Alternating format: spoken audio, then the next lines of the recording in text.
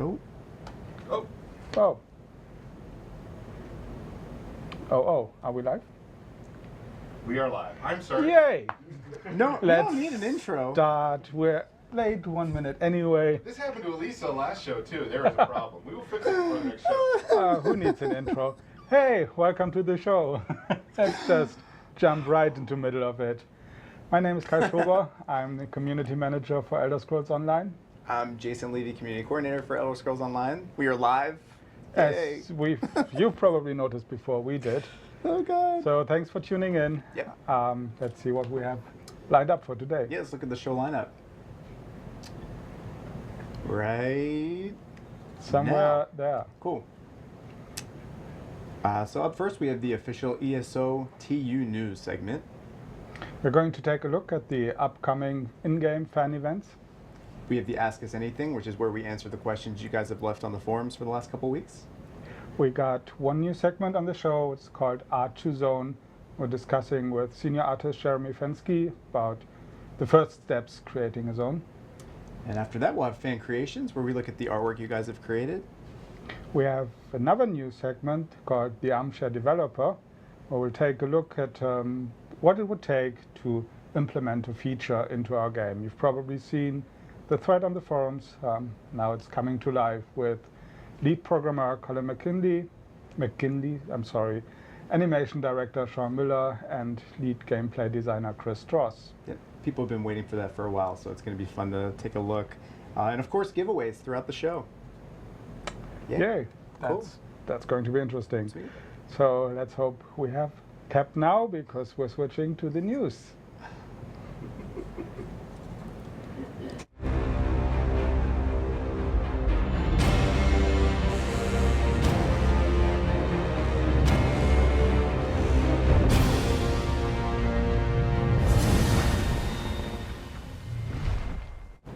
Welcome back.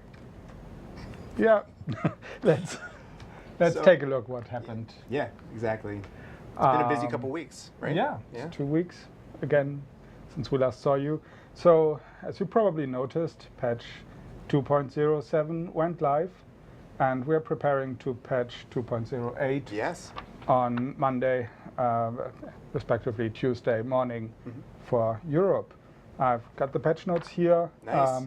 Our QA team is still working on checking that everything really made it in, Sure. but let's take a little glimpse. I see here combat and gameplay fixed an issue that prevented the activation of abilities after dismounting while sprinting, then mounting again. Nice. I've seen. Yeah, we've seen that for sure. Yeah. We've got fixes for the Dragon Knight, the Nightblade, the Sorcerer, and the Templar. That's a lot. The Nightblade got one where it says Catalyst fixed an issue where the passive ability was erroneously removed when the Nightblade died. So Nice. go ahead, you can die now. Yeah, that's important. We got stuff for enchanting. This one, I think it's interesting. All item sets, all abilities of item sets now scale off with your character's highest stats, just like Ultimates do. Nice. So, yep, more freedom. And in Quest and Zones, for True, you probably know that werewolf guy. He's causing troubles again and again. He got fixed again. Sweet. About time, right? For the last time, yeah. Let's see. And user interface. So yeah, I've seen complaints about that. The game will no longer crash when an invalid string, item string, achievement, or collectibles is linked in chat. Yeah, safer play. Nice. That's a lot it. of fixes. Let's hope everything makes it in, and expect this on Monday. Yeah, only a couple days, so that's awesome. So console beta, that was a thing. We had thousands of people that joined and played the PS4 and Xbox One version of the game. Finally, after a long time, people have waited, and you got in and played. If you didn't get a chance to take part, we had tons of live streaming going on throughout that week or weekend. Deltia, of course, was live streaming. Yeah. Crazy Madsky. There were a lot of live streamers, so of course those are on YouTube now if you want to check out some console footage. We also showed off some live footage during our last episode. So We did. hopefully you enjoyed that. But yeah, console release is just 1 month away, 1 month from tomorrow, if my math is correct. And to prepare, especially the console players, we released a new video yesterday. We did? Yep. This is probably not for the more experienced players of you, Sure. but go check it out. It's on Facebook and on our website. Yep, it's more of an introduction, and it's a series that we're starting, so hopefully you enjoyed it. But yeah, And there will be more. yeah, yeah. for sure. Also yesterday we updated the Crown store. We have new items in there, a new set for of costumes. The Ordinator nice. Armor Pack. Yeah, look at that.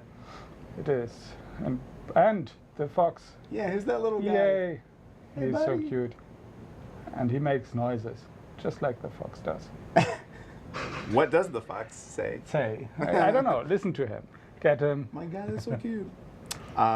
So for the console folk, the transfer SKU opportunity that we presented to some of you who had purchased the game early on, that ends tomorrow. So if you wanted to take part, just make sure you do that before the cutoff, because that's the last chance you're going to get to transfer your characters over when the game goes live. So just make sure you take care of that before it ends tomorrow.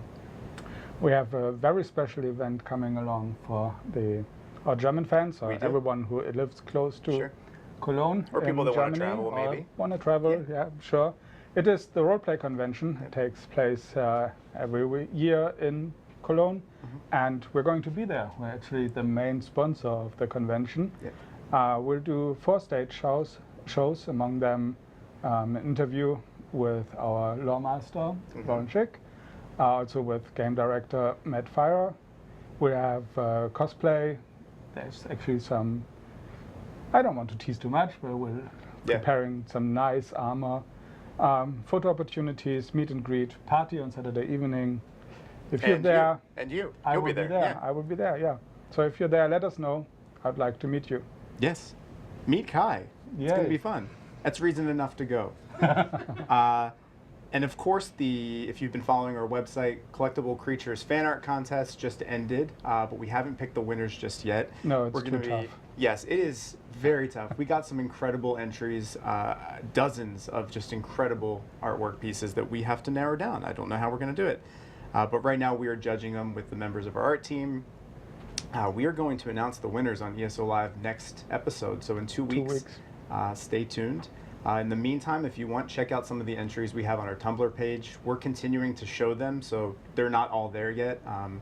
But throughout the next few weeks, just keep checking back on Tumblr, see everything that's been submitted to us. Yeah, and and then, if you have any favorites, shout them out. Let us know. yeah. Don't for know sure. if you can influence the poll, but It might be tough, Yeah. but it is an incredible assortment of artwork. It's pretty crazy. it is. Yeah. We'll have some of them later in the show. Yeah, exactly. Too. What do we do next?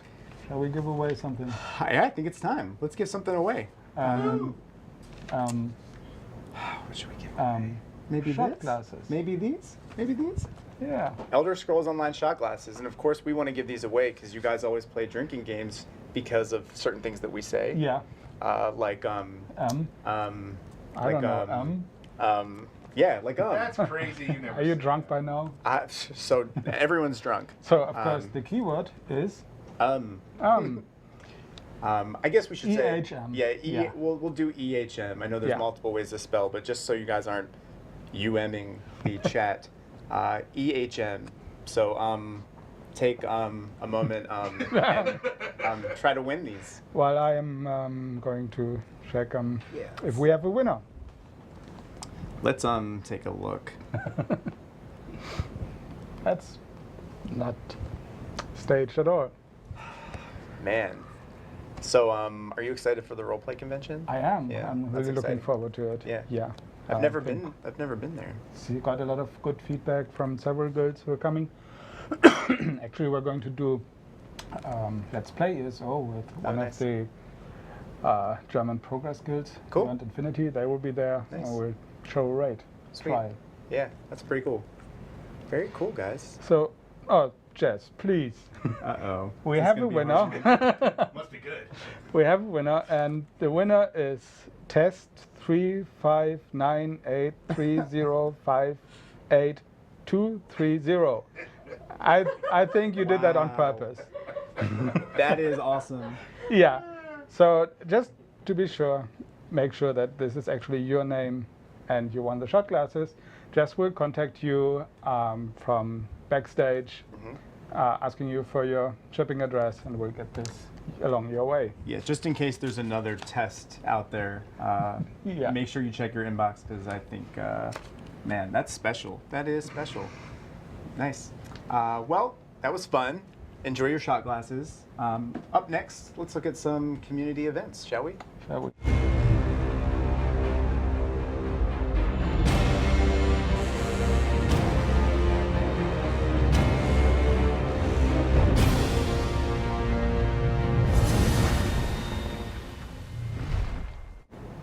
Fan event time? What? Let's see what's going on. Yep, let's take a look.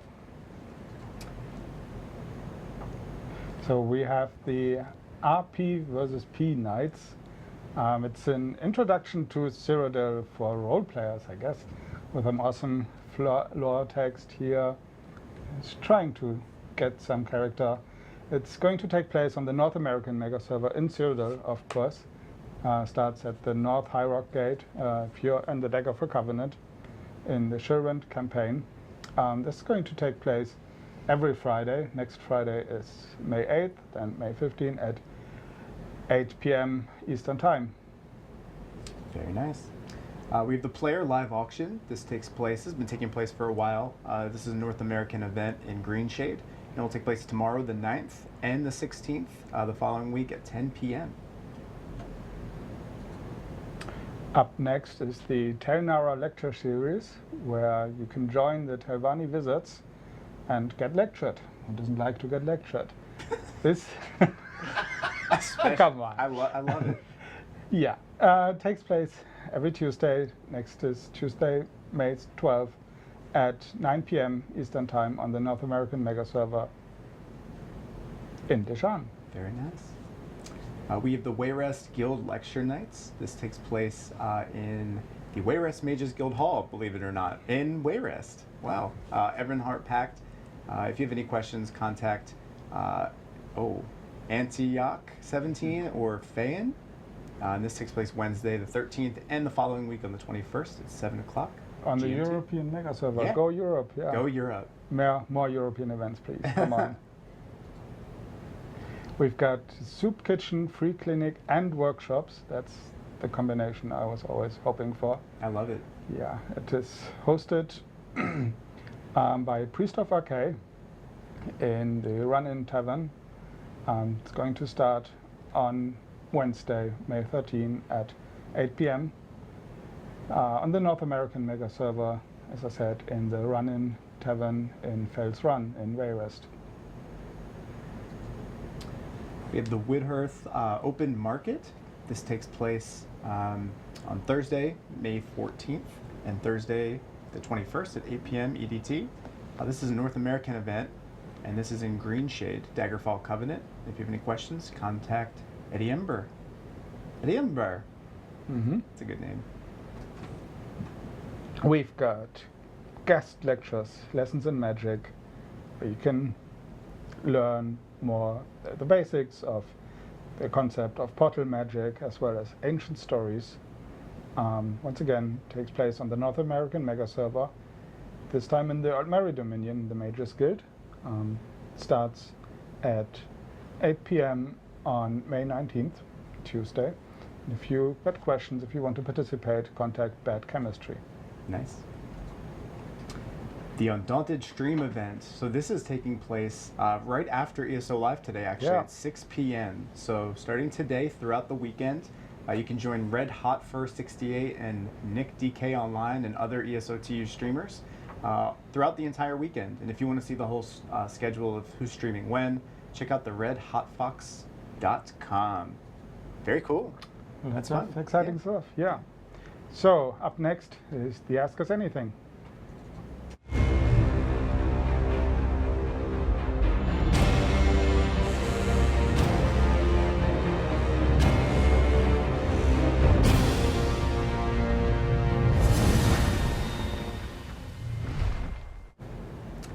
So once again, we've collected your questions from the forums, from the thread, and we forwarded them to our developers, our teams responsible for answering them. Yep.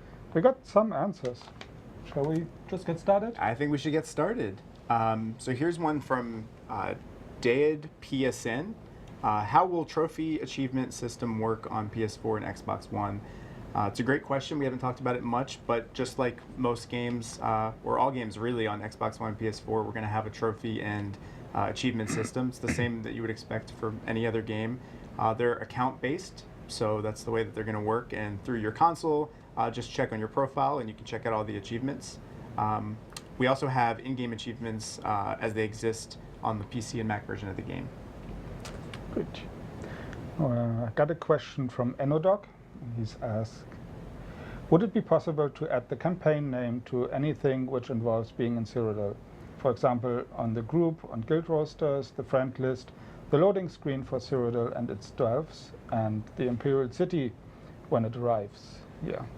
That way, we would know which instance friends are in when trying to group, and also which instance we are loading into if we logged out from some Cyrodiil dev 6 weeks ago and can't remember which campaign the dwarf is in. That's a good suggestion. It's possible that we're going to add this in a future update. We'll discuss it. Nice. That's promising. Here's another one from Enodoc. Man, asking all the questions. Would you consider adding map and compass icons for the Imperial mile gates and bridges in Cyrodiil? It would be useful for navigation if we could see where they are from a distance on the compass, like keeps, so we can go directly towards them rather than having to constantly check their exact position on the map. We have considered adding map icons like that. It's actually more of a limitation that we basically can't have too many map pins within a zone. And since Cyrodiil has a lot of them, it is a limitation for us, but it's definitely something that is possible and we'll look into for sure. Okay. And another one from Enodoc is, there are 21 Aelid runes in Cyrodiil which have map markers, 7 in each territory. Yeah. Yet there are a number of other Aelid runes in Cyrodiil, some of which are bigger than those with icons, such as Real. Is there a plan, a reason for those which were specifically given icons, considering there are 7 in each territory?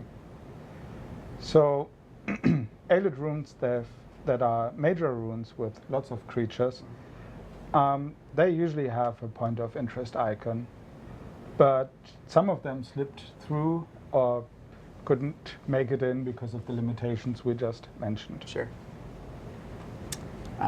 Here's one from Hero of None. Do you plan to offer alternative skills or mechanics to folks? Port animation canceling as an alternative to the current meta that requires it to be used in most challenging fights or PvP. Adding heavy attacks into your damage rotation is easier than light attacks. We have a number of ways to increase heavy attack damage, such as Dragon Knight's Molten Weapons, Sorcerer's Bound Armaments, and the Undaunted item set. I've got a question from Naz asking, would you be able to confirm whether or not the summoned pets are able to take advantage of Sorcerer's passives like Disintegrate, or are they only affected by Daedric Prey, Empowering Ward, and the Sorcerer's Magicka? Are there any stats and skills other than those 3 which affect them? So Disintegrate does not buff your pet's damage, but Exploitation does. The Sorcerer's Magicka pool and the critical strike rating are used to determine the pet attributes and stats. And with the next update, this means that the pet gets the double dip from exploitation, benefiting from you casting it on yourself and benefiting from you casting it on the pet. Gotcha. Here's one from Verisight. Blade Cloak. I noticed that when leveling up this ability, none of the ranks actually seem to do anything. No duration change, no cost change, no damage change, nothing. This is the only ability that I know of that exhibits no change from ranks 1 through 4. Is this intended or a bug? You're actually correct on this. All the abilities should increase in some aspect as they rank up. With Blade Cloak, there was a minor bug that we just fixed, where the increase was smaller than expected and sometimes not seen on lower levels. It's a good eye. Hey. Got a question from Ashtar. PvP is very tough for new veteran rank 1 characters. Mostly death followed by more deaths. It's a good description. It is. Is there any plan to balance the veteran campaigns and make it a bit easier to get into and not have every keep, every resource fall to the larger team of Uber level vet 14 characters in under 10 minutes? So in the future, we would love to balance this and offer the battle stats to veteran rank characters from 1 to 13, if they want to, of course. For now, we are looking at the difficulty of NPCs and of keep doors and keep wall health as a possible counter. But this can only go so far, since the non-veteran campaigns and the standard campaigns share the same data set. So we are a little bit limited there. And we'll keep looking for longer-term solutions. Nice. Here's a question about console. Why is my gamer tag displayed instead of my character name or user ID? Lots of our console beta testers noticed this. We basically display gamer tags on PS4 and Xbox One instead of character names because it's consistent with the already established social mechanisms that Sony and Microsoft have. So we're just basically following, the way that they've set up their systems. So a lot of games do that. So we do too. Yep. Another console question comes from Hawk269, asking what major changes from the beta to the release version are taking place. How old was the beta version we played? Sorry, I keep saying that wrong. Is it beta, beta? Beta. Beta, whatever. So major changes, yeah, American. That's fair. Major changes are going to include the introduction of the quick chat system, where you can basically pick predefined phrases, put them on your Hot Wheel and select them if you want to. And of course, bug fixes and polishes. Yep. Bugs and bug fixes, polish, I'm sure is going to be, what devs have been doing. I mean, that's we got to get it ready, guys. That's why we have them. Yeah. Here's one from Shades of Kin. I keep wanting to say Shades of Skin, but it's Shades of Kin. World bosses are interesting, and I love that they provide small rewards and experience, but could we please see something like a Fighters Guild bounty board to hunt these bosses down on a daily or weekly basis to earn a reward? It would renew the interest in the world bosses and provide another way for veteran players to earn experience and rewards. We definitely like that idea. We don't have any promises or plans, but if we can think about something that we could implement like that, we'll do it. But very cool idea. From Hero Morpho comes the question, will we see an early access to the console versions like you guys did with the PC version?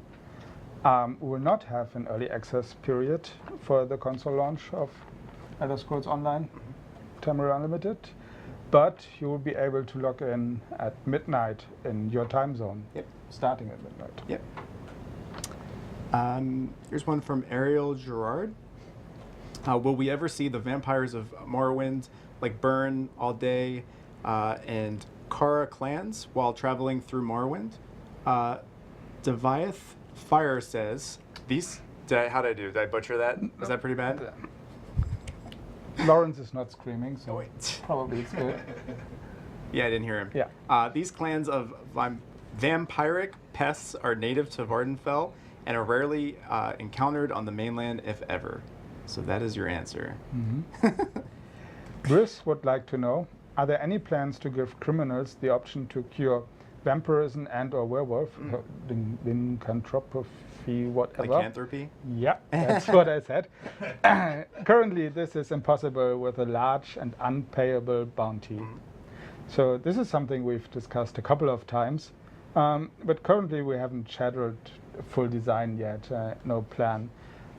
We do think there should be an option for perma-criminals to get cured, but we also have to be careful with the effects this has on gameplay, since we do want people to pay off their bounty once in a while, or at least risk getting caught. Here's one from Whoosh Power. How do I effectively level the Ledger Domain skill line? It feels like it's levels so slowly. What should I do to train it more quickly? So our devs wrote up a very long answer for this one with some tips. So I'm going to try to read this off to you. Please don't fall asleep. It is. interesting. It's very Yeah. interesting. It is. This is a matter of personal style, and there are several ways to go about it. If your main concern is leveling legerdemain quickly, look into poaching and selling stolen guts and animal parts. Usually there are only a couple farmers near the farm animals, so you can kill the livestock and get away. Poor chickens. The risk for poaching is fairly low, and you won't feel terrible if a guard takes your animal parts from you. Another quick option would be to steal from the barrels and the furniture. It's faster than pickpocketing or killing, and it's safer too. It has a bit more risk associated with it, but if you wanted to feel less thiefy and less stabby, or more thiefy and less stabby, it's a good alternative. You also want to expand your legerdemain passive trafficker as soon as you can. And then lastly, make sure that both the fence and lauder up your daily cap each day, as each item processed through the fence gives a point of legerdemain experience. And once you've maxed your daily caps, you can continue to gain progress by continuing to pick locks and pickpocket. Reading are hard. You can even save up blue quality stealables to sell to a fence the next day. Just make sure you don't get caught. Right. So there you go. There's some tips. We If you could understand anything I just said. Yeah, makes sense. We got a question from Randolph Benoit asking, does it snow in Daggerfall? If yes, then what celebrations and traditions do they do? So another lore question answered in character, this time by Frastos of Elinia. And he says, thanks to the warm currents to the west of the Eltharic Ocean, it rarely snows in Daggerfall. But the Bretons of that city-state nonetheless celebrate all the winter holidays of the Iliac Basin, particularly the new live festival at the turn of the year. Ah, nice. See, learn something. No sledding, I guess, is what we're learning. From Ashtal, will we ever see the Codwell Silver and Gold quest amended so rather than a mystic dream, we are sent by our own faction to the other zones to continue working on them, or are you planning on moving away from these quests and going to add in different, better content from Vet 1 to Vet 11? We don't have any plans to change the Silver and Gold quests, but we are working on ways to making them more accessible and more straightforward. Once we've got a solution that we're happy with, we will message it to our players. Hey, There you go. Not bad. that's it. That's it. Or the answers. I hope you liked those answers. Should we give something away? Yeah, we should give something away. You've been waiting, so for those that aren't playing a drinking game, what do you want to give away? Let's give away the symbiote figure, the Fighters Guild figurine. There he is. There he is. And you get a little scrib in-game head. Yeah, Very cool. comes with it. So the keyword, Is what? since it's the Fighters Guild, would like to know the name of the Khajiit who is in the main quest of the Fighters Guild. And Go ahead. are we telling them what the name of the Khajiit is? No. There you go. Google. Man, this is a No, this is, come on, you played the game. Yeah, this is a tough She one. is pretty noticeable. So this obviously is only going to go to someone that is A, good at spelling, and B, plays our game a lot. Or she has trust in someone who already typed this name in Yeah. the chat and Yeah. yep. Man, well, let's take a look and see if anyone's close, because... They got it. Oh, they did? Yeah. Oh, cool. Oh, see, our players. I mean, I did trust them. Yeah. Should we spoil her what happens to her? No, we should not. Yeah, do it. No. No, Right. no. All right, the winner is Wrangler AZ. Hey, congratulations. Congratulations. Jess is going to contact you via Twitch, and check your inbox over the other tab just in case it goes to your little spam filter. And we're going to send that to you. So congratulations. That's pretty fun. Okay. So up next, we start the new segment from Art to Zone. Yep. Jeremy Fenske suddenly appears next to me, hopefully.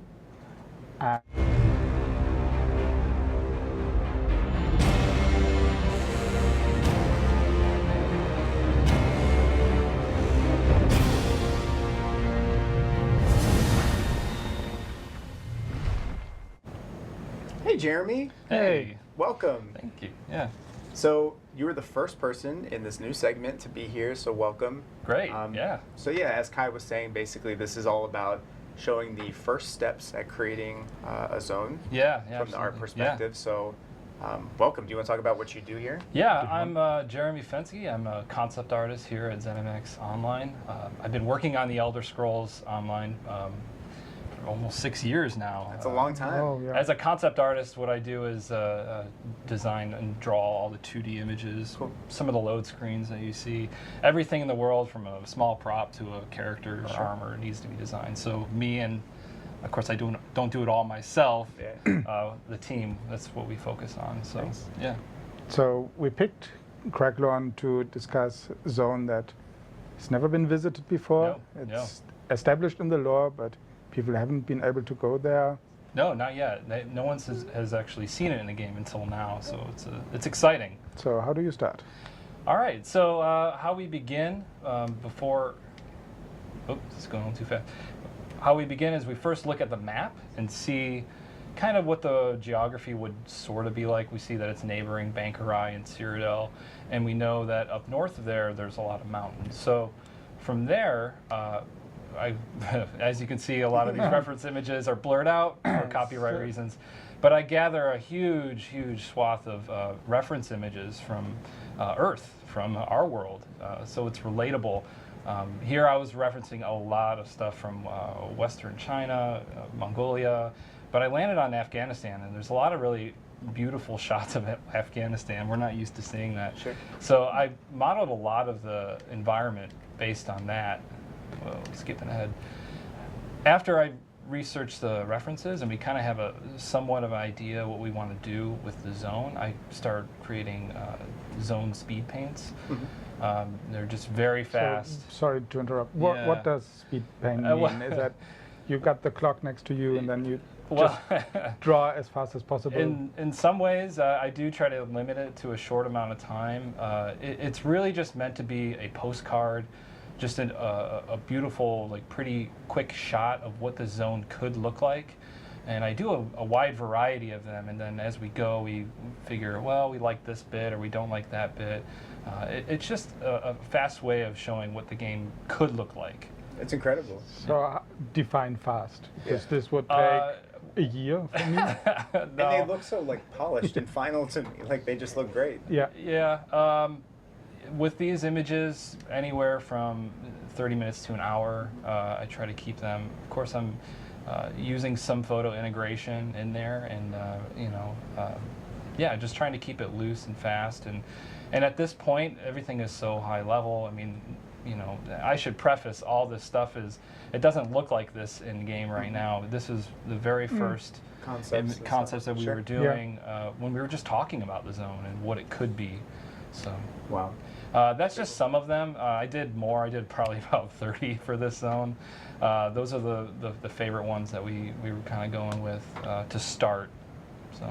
And you just knock yourself out, you do whatever comes to your mind, or are you limiting yourself to the reality of world building? No, actually at the start we try to just pie in the sky, go as crazy as you want, try different things, because we can always eliminate them. With game production, it takes months and lots of man hours to actually build all this stuff. For me, if I can do a painting in under an hour that is at least a glimpse of what it could be, it's a good way to start before everyone starts building everything. And reality sets in later on and realize we can't do all this Sure. stuff. But Well, it's better to start high and then absolutely, go yeah. down. Yeah. Next, what I do is I actually take the ideas from the speed paint and I actually paint directly on the map. You see the map there in like an isometric view. How long does that take? Because that looks Well, insanely detailed. to me. this thing, it's actually something I'm building while I'm doing the speed paints. It's always something that's it's very flexible. Sure. Like I'm always kind of working on it. There's been several iterations of this, and it really just starts off as a world building guide for them to just get started in building the zone. It's not. It was never meant to be set in stone at any point. Yeah, and as we can see, if if you've ever visited Craglorn in game, this is not what It it doesn't looks like really, at the moment. Yeah, it doesn't really look like. I'd say in this case, reality definitely set in more than any other zone. I think I was being very ambitious at the start here. So, yeah, and this image is just showing the speed paints and the thumbnails that I did, and possibly where you would see it. You know, at the start, there was a lot of different elevations. There's low-lying deserts, high mountains, and then temperate, like middle areas. And here, actually, this cool. this shot describes it. I do a lot of guides after this. The next step would be to do all these guides for world building, for the modelers, the biome, the people who actually make the stuff that you see in the game, right? It's just a way of bringing a believability and natural feel. Like this is how our planet works. This is how it works in these regions. It should also reflect that in the game. So. And are you trying to bring this diversity to every zone, or is it just because we have the Reach and Skyrim in the north with the mountains? Absolutely, yeah.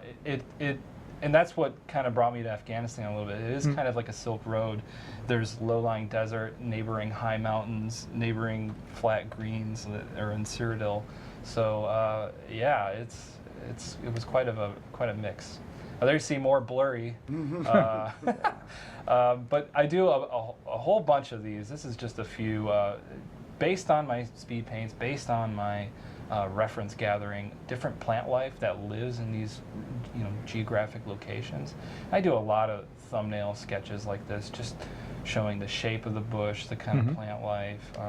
There's other sketches of the leaf shape, as well as rock. Every rock piece, every cliff piece starts off as a rough sketch like this. There's a kind of a repetition and rhythm with the shape that they all kind of have the same overall primitive shape size, and yeah, and that's reflected through the small rocks all the way to the big cliff pieces. So, and that's how it looks in game. Yeah, lots of rocks. So I'm no artist. How do you approach the task to do a rock? Do you take one and just imagine the layout, the form? A lot of it is looking at references, looking at the region specifically that I'm researching, and coming up with a shape that there's kind of there's basic like almost graphic design principles that go into it. It's based on a simple shape that I created, and that shape repeats itself through really dominant large shapes to smaller shapes. So I kind of start in a very primitive, simple form, and then build off from that, build detail off from that. Did that answer your question? It does, yeah. I'm trying not to get too wordy. No, fine. But and there's a lot of other work that goes in between that step and then this step. There's biome team who are building it. I'm always supporting them with more like texture call-outs and how things look more specifically. But it all starts from those quick sketches. It does look great. Yeah. So, next? Yeah. Next we'll talk about. I'll talk about Craglorn Dungeons. Well, if we're going to talk about Craglorn Dungeons and kind of how we started, again, we start with research and then reference. So our research was looking into the needs, the Nedic people. The Nedic people are among the first humans in Tamriel. I think they died off even in the first era. So very ancient, very, very ancient people. And this is taken from the wiki, so if you guys want to, if you're interested, go in there and read. Sure, go ahead. And the backstory for the dungeons are, and a lot of the quests in Craglorn are based around the Mage, the Serpent, and the Warrior constellations. They're originally birth signs, and they play a big role in the Craglorn and dungeons and a lot of the story there. Yeah, you probably noticed when you did a trial. Yeah, so I also researched some great concept art from Skyrim. This is by Ray Lederer. And I think Skyrim, they did a wonderful job of showing really, really ancient dungeons. And a lot of their stuff is sort of Nedic. You know. So even though this is like a new zone, you can take the inspiration from. Yeah. Yeah. So it's that mix of real world, which I'm getting to right now. There you real go. world Yeah. reference. You can see it right there. It's you can see all the photos. Stunning. Yeah. Oh, got my vision. It's a mix because we're working in an IP that's been so long standing that we have to reference what we know from Yeah. books, from earlier games to Skyrim, you know, and also relate it back to real world. So again, just like the biome stuff that I did, I do the same thing for the dungeon. Just look up a lot of reference images. This reference specifically was such a powerful piece of reference. This is the Ajanta and Ellora caves in India, and if you guys could go Google search it, it's such Yeah. a interesting. I looked it up before the show. I never heard of it. I have to admit, it's impressive. It's really just impressive. Beautiful, really Yeah. ancient ruins that they basically took rock or a whole cliff and just dug straight down to create a temple out of just solid rock. I couldn't imagine how long it took them to actually build this thing. But what's great about this is that because there's that story between the mage serpent and the warrior, there's a lot of space you see on that column for backstory, for lore, and plus we wanted to push the look of the game and do a lot more detail and pay attention to more detail and actually write the story of those three in the walls. So now that we know where you came from, we suddenly notice all the columns in the Yeah. dungeons. Yeah. There's so many of them. Yeah, so again, just like the biome, I did some quicker sketches of how it could look. And you see some of them are a little closer to Skyrim, some are a little closer to the place in India, just trying to find that balance. This was the speed paint that we kind of gravitated to a little bit more as to potentially how it could look in the final. Of course, it's changed since then. Wait, can we go back? Yeah. What do you use? What kind of program do you use for speed painting? For all of my work, pretty much, I use Adobe Photoshop.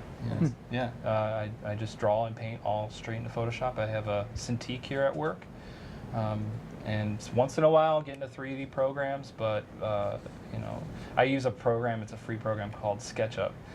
It's a great, I know the 3D modelers would laugh at me, but but it's a great program. It's absolutely free. So if you guys are interested in starting digital painting, I recommend Photoshop. Nice. So And yeah, see the outcome. Will you teach us how to use it?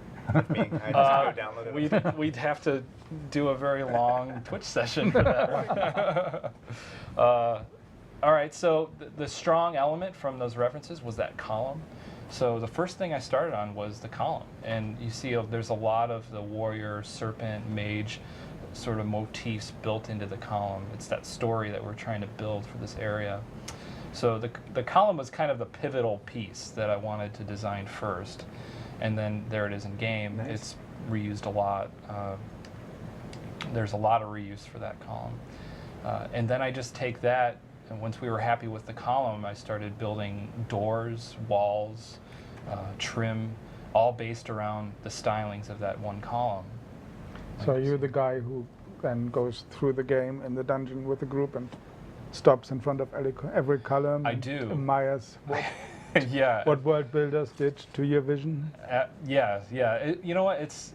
It changes, and I'm just showing the earlier stuff, but we would never get to where we are today if it hadn't been for this work, right? Sure. Yeah. We're trying to get the best looking stuff out there, and sometimes it falls short of the concept, but you're still going to end up with excellent work in the end. Oh yeah.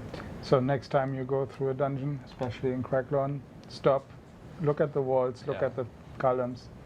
Unless you're in a speed run, then Yeah. don't piss off your guild leader. Yeah, but lots of detail. You can see Yeah. there a lot of detail too.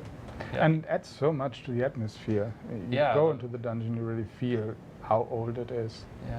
Yeah, I mean, everything needs to be designed, all the floors, even the stairs, everything has been designed by a concept artist and then implemented by a 3D artist. So we have rough stairs, good stairs, Yeah. rough floors, good floors. When we approach dungeons, we tend to do two different approaches, a very rough version and a more polished version. Maybe the more polished version is used in a boss room or an important moment. So here I have two two different variations. Sometimes what ends up being built is kind of a culmination of both. Here you see on the bottom right, it's a very rough stone. It's the very beginning of them carving the patterns into the wall, and then as time goes, it becomes more polished and more refined with more patterning in there. Are we going to find these walls in game, or is that just an idea? Well, the thing is, I don't know if all of them are exactly in there. You saw in the screenshot that I showed, it's actually sort of a mix in between that lower right one and maybe the one to the left of it. It's still very rough stone. I think we really wanted to make it feel more ancient overall. So if it was too pretty and too perfect, it wouldn't feel as ancient. So I think that's kind of why we went with that. Here is just some really early concepts, and this is very indicative of what we do with everything, a bridge, an entrance, what that looks like. I like this because it actually shows how the entrance was carved out of the side of the rock, on the side of the mountain. That's a really nice entrance. Yeah, it's really cool. Yeah, we were trying to, again, I think we were being very ambitious at the beginning, what we could do. But you know, nothing is really gone forever. These concepts is still here. Maybe later on in the future we'll actually build it. You know, that happens a lot of times. You know, things get repurposed for later zones. So how do we have to imagine the process? You come up with something, then the next step is to present it to the art director, I guess? Yeah, I'm always working very closely with the art director. We meet every 3 days or every 2 days and talk about. So because you know, doing a painting or a drawing doesn't take a whole lot of time, it's important for us to constantly be meeting with the art director and meeting with the leads for the zone teams and stuff. So yeah. And then from there it goes to the world building? It goes to the modelers, so like the biome artists and the environment artists. They actually build and texture everything, and then those get sent over to the world builders, and they actually start blocking out the world. So, do they often come back to you and shout at you because you were too ambitious? I'm constantly, not constantly. That's not right. I'm frequently tasked with actually going back to some of the older concepts or doing paint overs of the existing 3D models, just as adding little notes, little things here, maybe add some trim there, and fix this here and there, just small things. So it's good because I feel I'm a part of the process the whole way. But I think this is a great opportunity to show everybody where this thing starts. And, you know, I'm sure they're familiar with how it ends, but yeah, of course, if they play the game. Should have noticed. So again, everything needs to be designed. I mean, every urn, a lot of those interactable urns and chests that you click on to get loot, all need to be designed. They all need to feel unique to the dungeon. Every crypt, door, statue, these are rough ideas. I think some of them, a percentage of them made it into the game. Not all of them did. But at this stage, again, I'm drawing these pretty quickly so I can get a bunch down on a page. And then when it's all put together, it looks more like this. Yeah. Pretty incredible. It is. This was a painting that I did kind of as the thing was being built, as Craglorn was finished. This was a specific quest area, and I painted a load screen for it. So I love the lightning. It's great. And I know we've been warned not to mention colors, but how do you pick them? We saw the different colors in all the dungeons, from red to blue to greenish. Okay, how? We won't be here all day.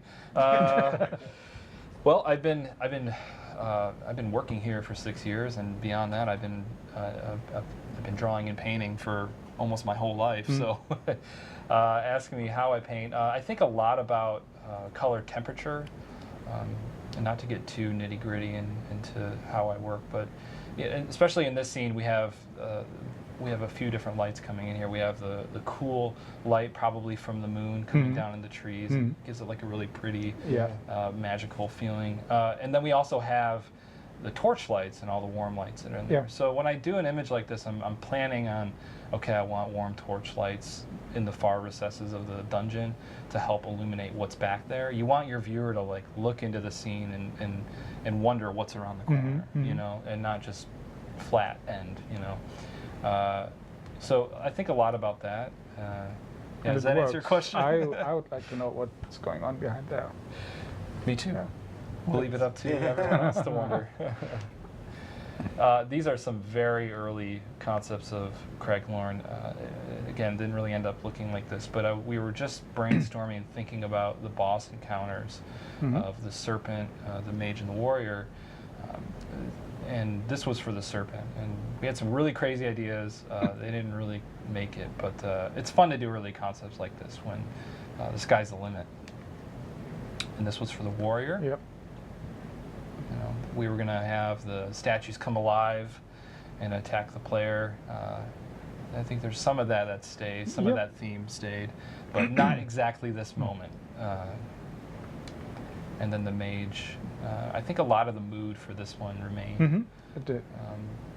So, you know, these paintings, they're meant to just brainstorm in a way, you know, just to come out with ideas and whether it's just palette or mood or whatever, you know, it's generating ideas for gameplay. It's inspiring the other teams. Yep. So it's a win-win, even if you don't end up having it look just like that.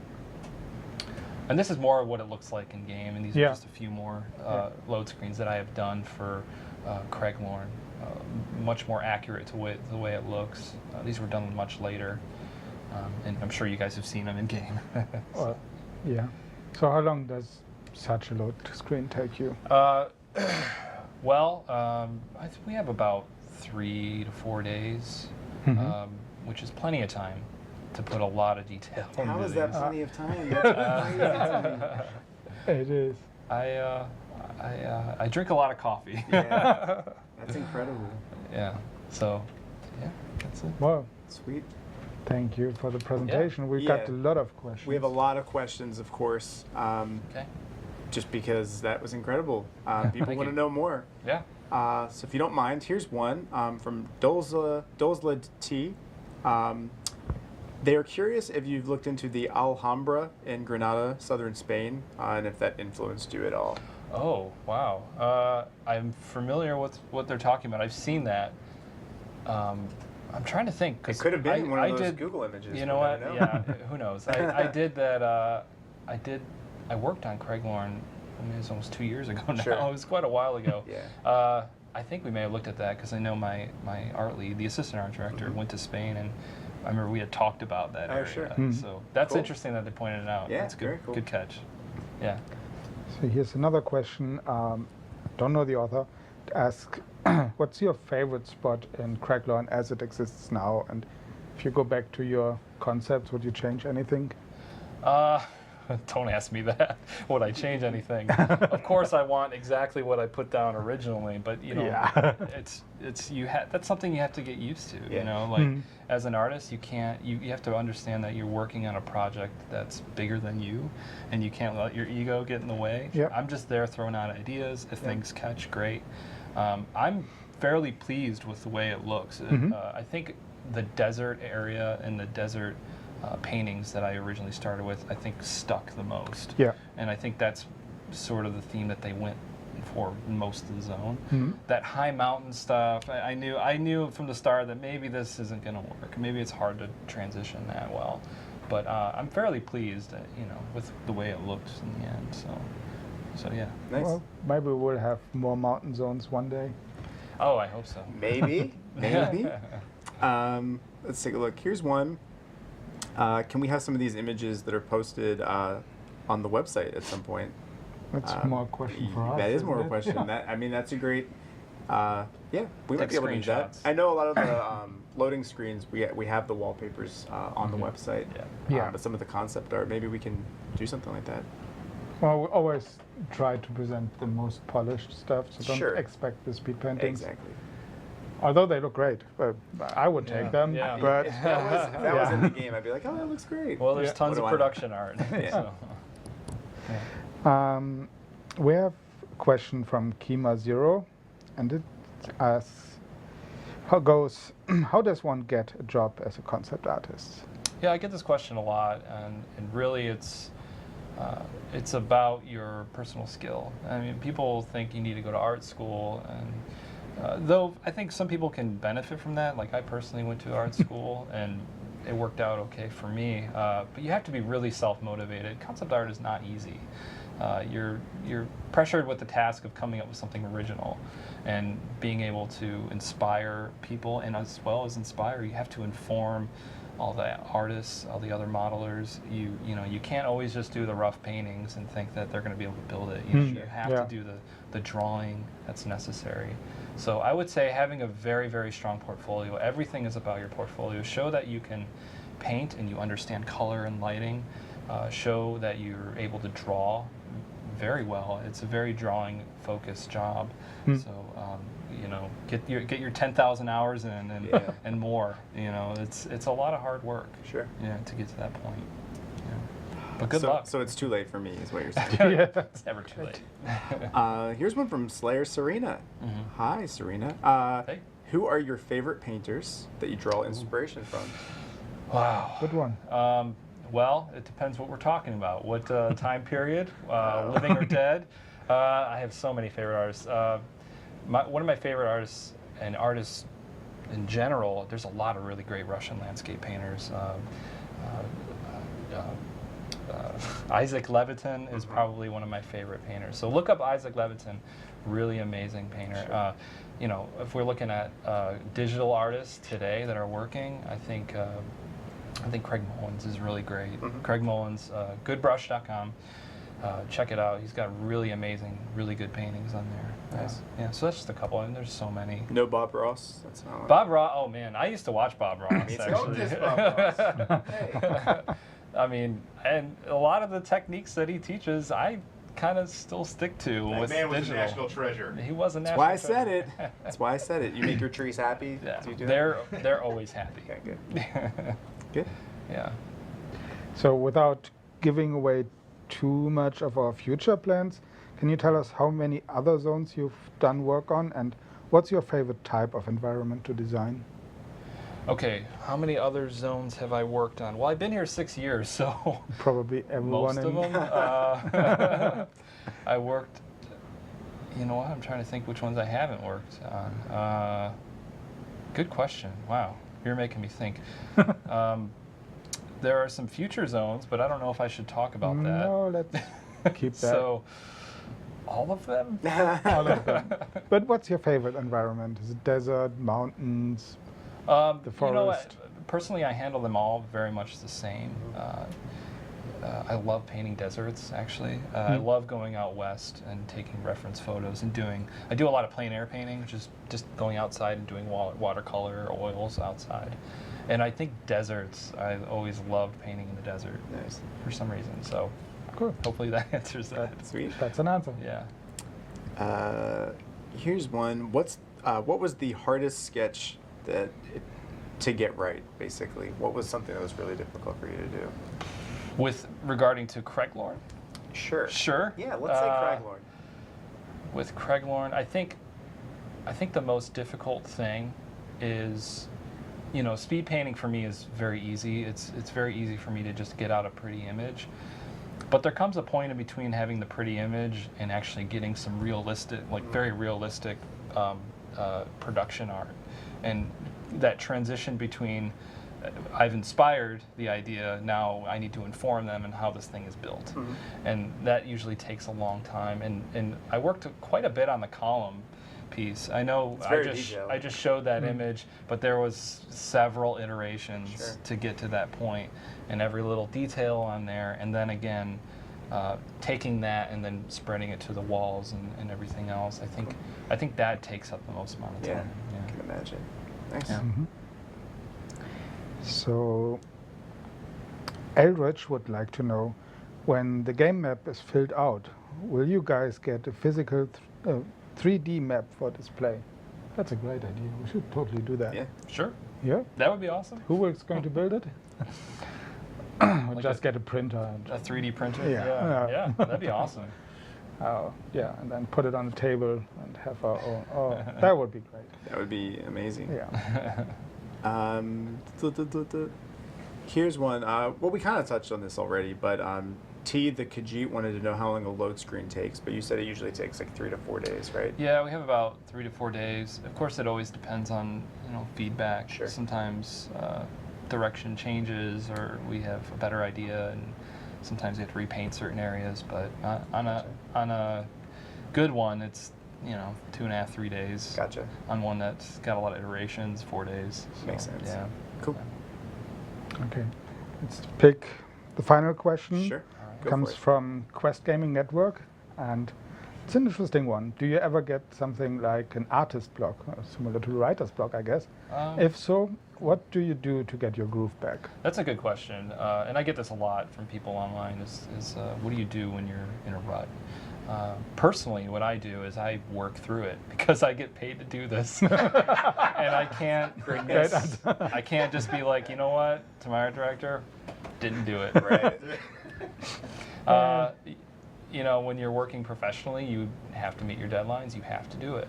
Whatever it takes for you to get back into that groove, that's what you need to do. And actually, there's a lot of studies about that, getting into that focused state of mind.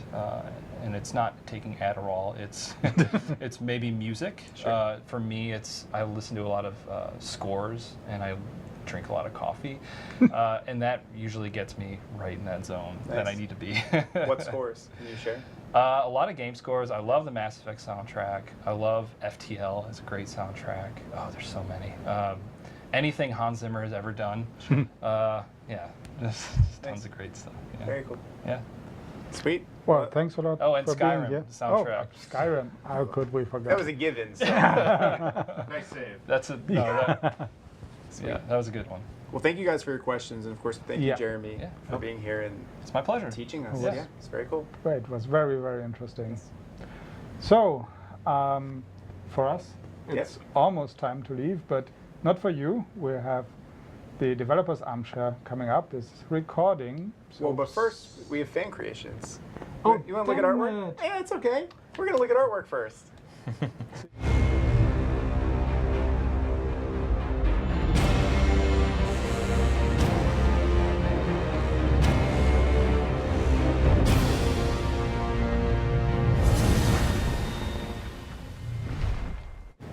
see, that happens if you trust the teleprompter. It happens.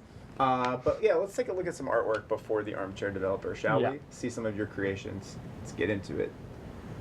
So this one is called Saria, was done by Lady Jumper, can be found on DeviantArt, and it is the in-game character, the Dunmer, Saria Samaris. It's been a while since she last drew her, so here's a new one. Nice. It's a nice one. Yeah, it is. This one is so cool. Oh, yeah. Shira and Uravi by Jack KJ on the official forums. And this is the, basically those are the names of the characters on the right, as you can see. But they created plushies based on those characters. And they're like a foot tall and super adorable. Yeah. And I think they should just mass produce them and give them out to everyone at the studio. They're very cute. It is really impressive. But nice job. Very cool. So here we have Creamy and Eranor. Was done by by Fiku Miku Chan on DeviantArt, can also be found on our official forums. It is a commission piece for Ebenwyn's 2000 player character Creamy and her friend Eranor Blueswhip. This next one is on DeviantArt by Ulvin F. And it's a Khajiit helm. And it looks pretty darn close. It's pretty awesome. Looks great. Very nice. We have another commission, this time for Kurido. It's done by Ruchiel, or however you pronounce that, on DeviantArt. It is a commission piece for his character, Kurido, tall and muscular Khajiit. Yeah, Khajiit for life. Very nice. Alright, so this actually next one is one of our Creative Creatures fan art contest submissions. And it's very cute. This is actually on our Tumblr page as well if you want to check it out. but this is called Playing Games, and it's just 3 little phantom Gores playing around, and in the water you can see the Argonian maid is floating. I'm still trying to figure out what they're doing. I don't know. See, Something. I come from Bremen, so this reminds me of the city musicians. Oh, sure. The donkey, the dog, the cat. Yeah. Yep. It's very cute, nonetheless. I love it. It is great. Here we have Mushroom Paradise. It's another entry for our fan art contest. It is straight at Gore, and obviously he is in paradise because he loves mushrooms. Done by Doomed Dreamer and can be found on our official Tumblr. See, this is why we said it's going to be hard for us to judge this contest. Yeah. Because every entry looks like amazing. So, up next, this one is awesome. This is by Jacob. He's 5 years old. His dad Steven sent this to us, and that is his dad holding on to his mount. And it is super adorable. He draws all of the artwork based on all of the Elder Scrolls games, and Steven has them all hanging up in his office, including this one, which he did for our game. And his dad said he loves watching him play, which is super cute. It's just a very muscular and very happy Yes. unicorn. Yeah. Super happy, super strong. Double happy. Yep. Very cute. Good job, Jacob. Yeah. So last not least, we have themed room, ESO to you themed room, done by MikaNet, can be found on our forums. This is a room complete with ESO posters, with figurines, and a latte. Don't forget the latte. Took them 2 days to complete, after hours with painting, sawing, and drilling. Shall we take a guess which alliance he chose? God, that's hard. I have no clues. No clues at all. That's cool. That's commitment. It is, yeah. That's commitment. It is. That's very nice. So now let's have a déjà vu. Let's have a deja vu. Do you want to give something away?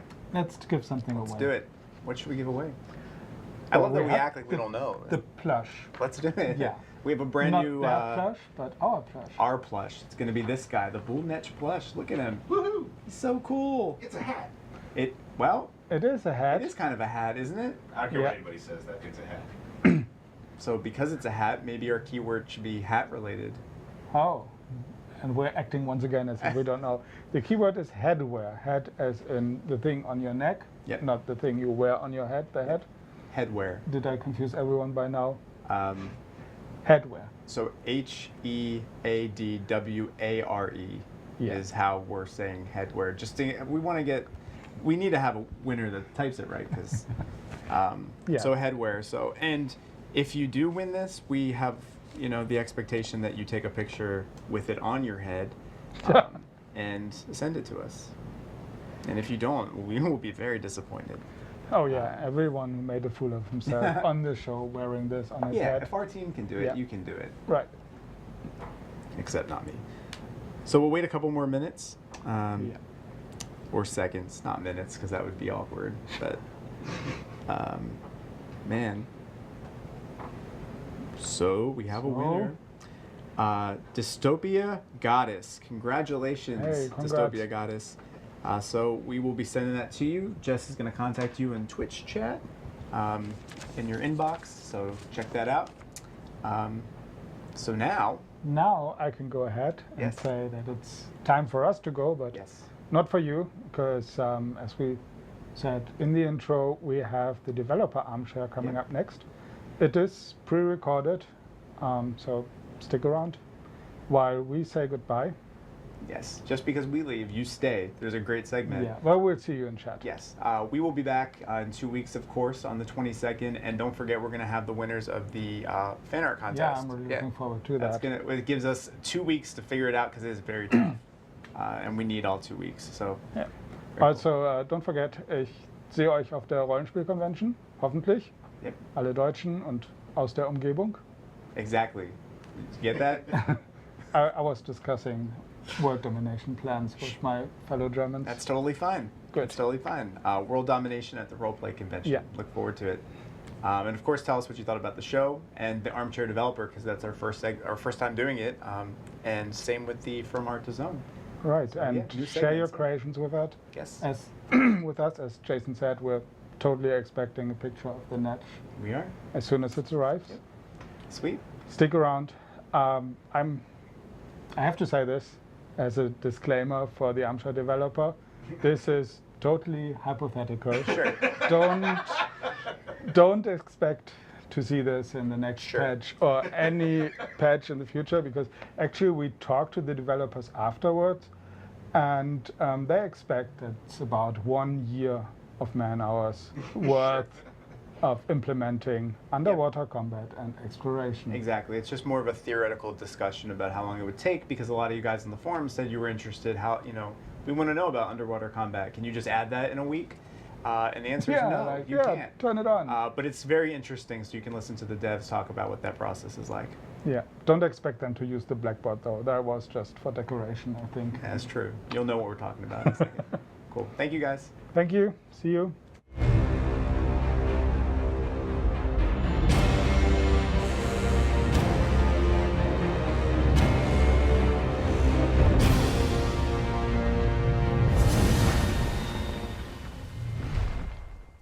Hi, my name is Colin McGinley. I'm the lead programmer here, one of them, and I mainly focus on gameplay and systems. My name is Sean Miller. I'm the animation director. And I'm Chris Strauss. I'm the lead gameplay designer. And today, Colin and Sean, what we're going to talk about is what it would take to get underwater combat and exploration into the game. Several players have asked kind of on the forums, hey, it'd be really cool to be able to take my player and actually not just swim on the surface, but go underneath the water. And so we thought it would be an interesting kind of idea to kind of go into what it would take to get movement and exploration and combat and even quest content, some of those things into the game. So Colin, why don't we start with you? If I wanted to take the player and actually get them to just go from the surface to under the water, where would we start? How would we handle the movement in terms of, right now you're just limited to the ground.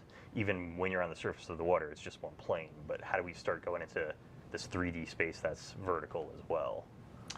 So there are probably going to be a lot of issues and considerations you have to take into account there. Movement in general and the control of your player is obviously a fundamental part of any game. Right. So there's normally a lot of iteration involved in this. We would generally come up with a default or a control scheme that we think that might be a good starting point, and some ideas how it might work, and it would need to kind of put those in place and try them out, and then go from there and see how well it works and iterate on it. Just off the top of my head, there are a lot of considerations that we need to take into account that are different from what we have at the moment. Obviously, being underwater, you're not constrained to any surface, so you're able to move around in 3D space. That has considerations for your camera, as well as how you kind of interact with the world around you. There's a lot of animation implications there for your player, which I'm sure Sean can touch on in a minute. There's going to be a lot of transitions that we have, going from walking on the beach, entering the water. You could maybe be diving into the water, so there's that transition. There's from you then going from under the water, coming back out again, under the water, up to the surface of the water. Kind of how you interact with bumping into rocks and the ground, how you kind of interact with then maybe other NPCs or monsters in the water. Right. Then there's like, can you sprint? How fast can you go underwater? Can you change that speed? How much control does the player have? How long can they stay underwater? How much buoyancy do they have? Are there different kind of viscosities of liquid that you go into? So some are harder to swim in than others. So there can be a whole kind of range of issues there that we kind of would work on in a piecemeal fashion, but it's a broad scope of work that kind of would need to be worked on over a long period of time to kind of make it feel right, make it feel tight, make it feel good. So there's no kind of overarching design that you can kind of stamp down on the ground to start with. It kind of has to be kind of worked on. Right. It just touches so many different systems, just to even just the basic concept of just swimming underwater. So Sean, in terms of animations, let's not even just consider combat just yet, but just the transition of just going into the water and like Colin was mentioning, jumping in, from a cliff versus I just dive down. How much work are we talking about just for something like that? Well, with something like the kind of motion that you'd be used to in an MMO, you're going to want to be able to do whatever you want, like what Colin had asked for. The more that you limit it, the less work it is. But Right. you know, you have just on navigation, you're looking at about between 50 and 60 animations that have to work for the players and for all the humanoid races that we have in the game. Right. And that's just in general, and that really isn't even accounting for the verticality. Okay. Because we have to, depending on what our solution is for how we handle moving up and down in that 3D space, we at least have to be able to handle the transitions there. And if it's something that where you're going to want to be moving diagonally and and partially up, and we have to be able to turn the player and then account for all the different types of motion. I think each one of those sets has a level of complexity that is kind of scalable within whatever restrictions we want to put on it. Right. So it becomes one of those things where when you prototype it out, we block in a lot of those animations just to sort of see what's going to feel good in terms of moving around the space, and then we would craft the animations that we need to get there. But just right off the bat, you're looking at just to move around, and without even really doing a lot of interacting with anything, you're probably looking at 50 or 60 animations that we would use to create that. And that's just like the actual movement part.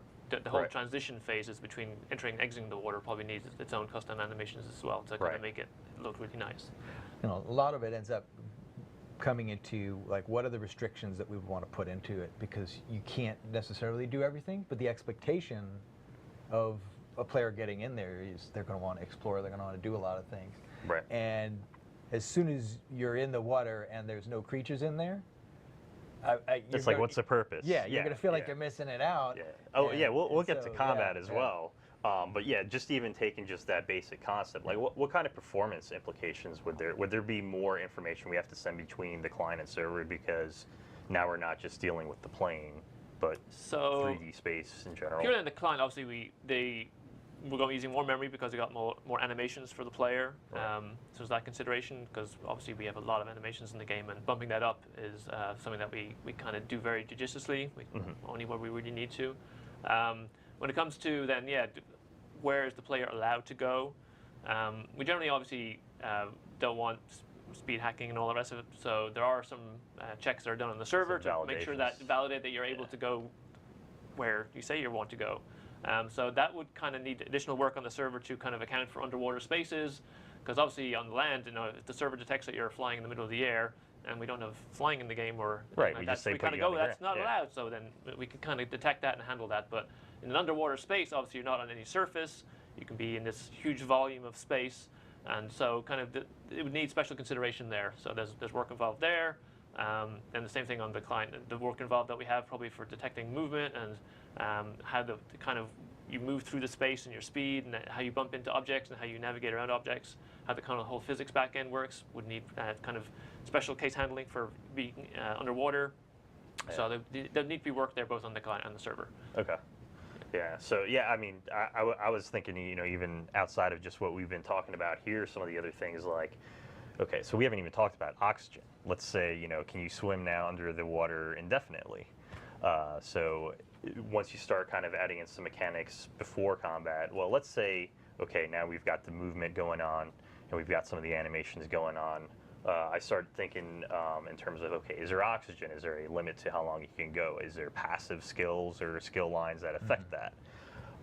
There even be racial elements. Exactly. Right? You'd expect Right. as an Argonian to be Right. able to swim longer by basic, Right. just by underwater. Does that give you an Exactly. advantage now over a player who Yes. can't do that? Right. Yeah. So- If you have underwater swimming in Cyrodiil, is there certain tactical advantages that we now have to balance out? Yeah. And then if you do have this oxygen mechanic as well, then it's how do you communicate that to the player? Right. You've got visuals, maybe do we have a UI element, Right. but we kind of know where does that go? Yeah, we have to get do the we have VFX and audio, because then the player starts maybe panting when they're running out of air, kind of different feedback mechanisms to kind of show that they're getting low.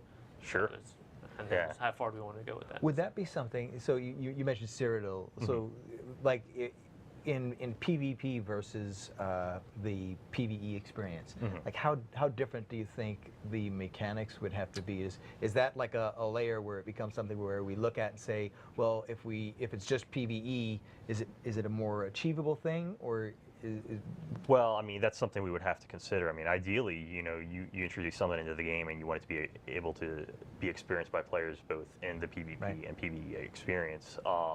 But again, you know, that'll introduce, you know, certain balance and certain considerations with combat and PvP combat that need to be either addressed, or then you start looking at like, okay, do we kind of limit you to being able to do that in PvE? But then that kind of feels a little bit hokey because it's like, well, why can't I swim in this water? I mean, let's say we did go down that route, then you can start saying stuff like, well, slaughterfish are going to attack you if you go really deep in this water. But those are things that, you know, would kind of come down into like consulting with, you know, Brian and you know, the PvP group and combat, and kind of figuring out what kind of repercussions there are with all that. And generally for such a large kind of task, so putting something so big as this that's going to like open up like large areas of the world to the player that they can't go to now, I think it probably makes sense to kind of make it so that it is part of both PvP and PvE. So I mean, it's such a huge encompassing kind of new mechanic that it makes sense to kind of make it available to as many people as possible to use. So. Right. If it's too limiting, like, you know, like we were talking about, is if I'm in the water and I can't fight, well, then I lose a whole part of the game. It really doesn't. It's suddenly not really worth the. I mean, it's cool for a minute or two, but then you're like, well, what's the point? What's the reason? What's motivating me to do that? Because you're going to want to do it anywhere you see water. Right. So it's not even just big open fields of water. You know, there's places in the game where we have places, areas that you swim, and both large and open bodies of water. Yeah. Figuring out how we handle those cases. And the minute you put it in for water, then it's like, well, can I then enter lava? And can I go into other kinds of liquid? That would be kind of cool to do, or you can have special quests. Lava swimming. Yeah. Now, wait a minute. Hold on now.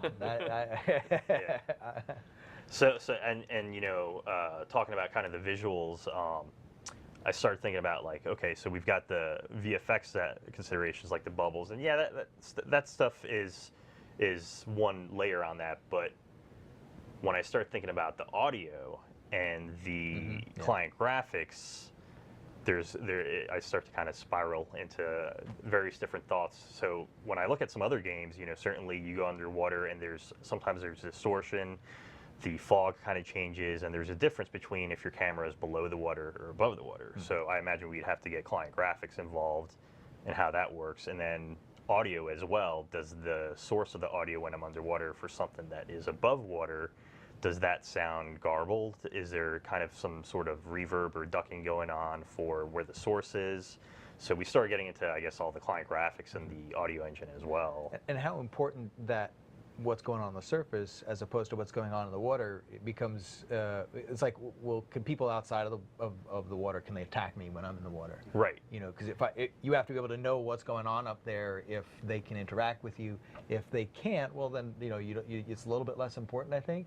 But it is something like, as a whole experience, you have to look at the sound, you have to look at the effects, you have to look at the animation, and how that whole experience comes together for the player.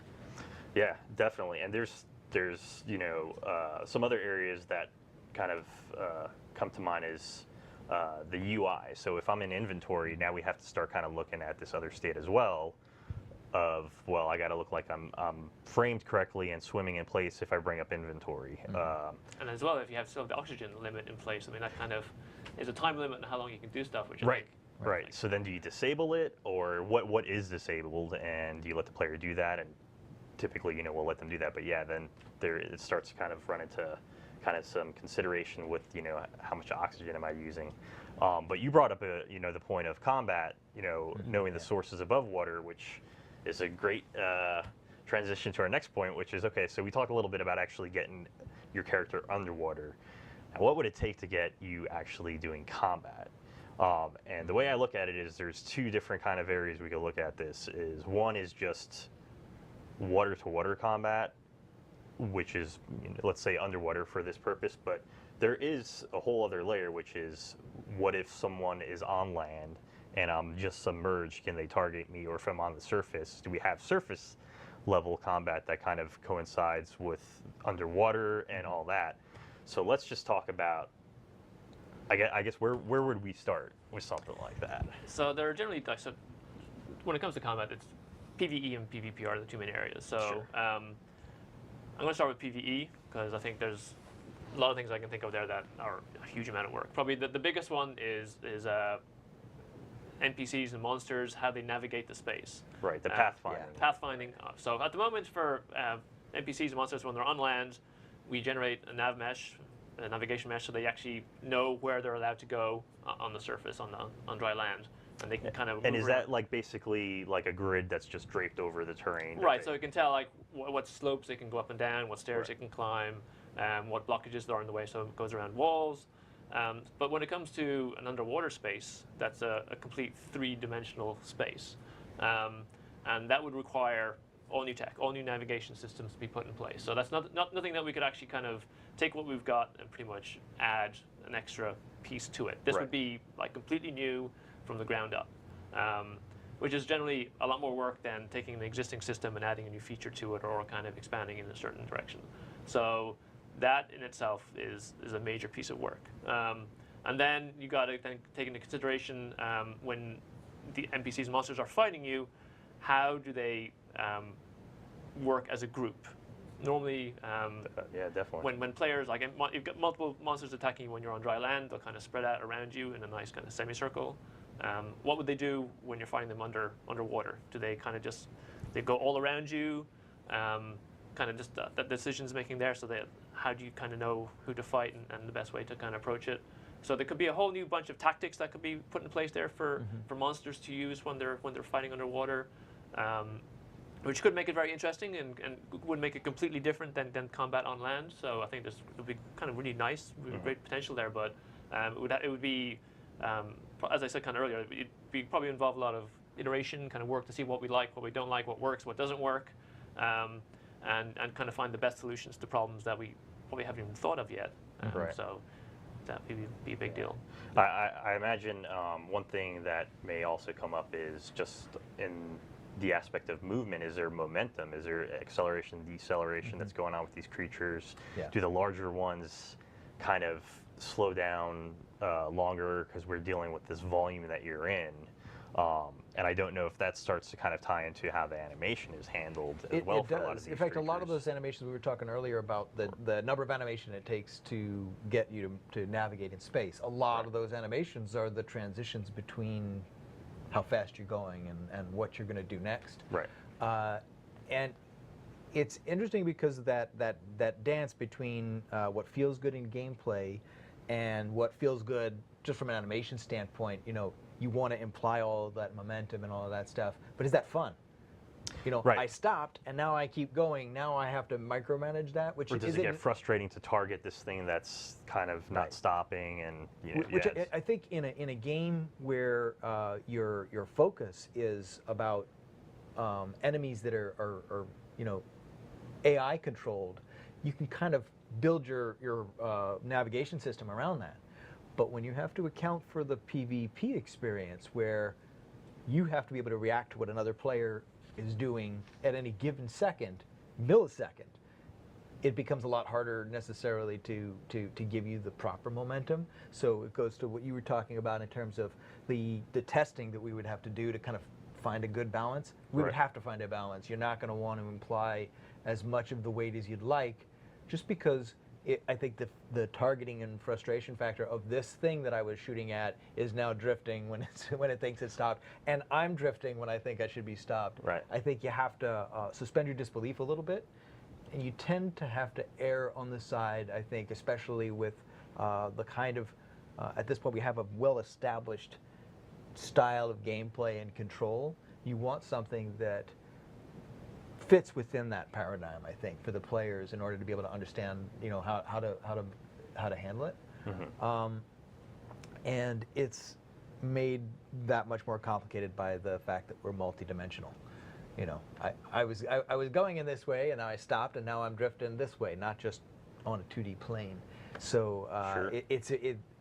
it's a really exciting kind of a thing that but it's so complex that you really, until you get in and you start testing for those types of things and you develop a prototype, it can be hard to even see just where all those branches stop splitting, I think.